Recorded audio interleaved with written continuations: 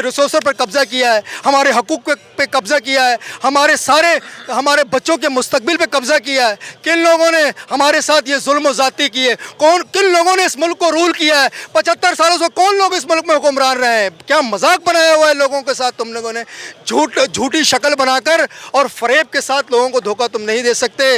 दुनिया देख रही है, आज सारी दुनिया हैरान है कि एक शख्स जो सारी दुनिया के सामने एक मुस्लिम उम्मा को ये कह रहा था कि भाई मुसलमान दहशतगर्द नहीं होते, इसका मुकदमा लड़ रहा था, आज तुमने उसके ऊपर दहशतगर्दी का पर्चा कर दिया। दुनिया सोच रही होगी वाकई इससे गिरी हुई कौम कायनात में और कोई नहीं है जो अपने मोहसिन के साथ इतनी ज़्यादती करती है।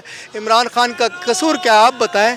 आप लोगों से बात कर रहे हैं, लोगों की आवाज़ पहुंचा रहे हैं, आपके पास दिल नहीं है, इनके पास दिल नहीं है, इनके पास एहसासात नहीं है, इनके पास जज्बात नहीं है, इनके पास अकल नहीं है, इनके पास शऊर नहीं है, ये सोचते नहीं है, इनकी समझ नहीं है, इनके सीनों में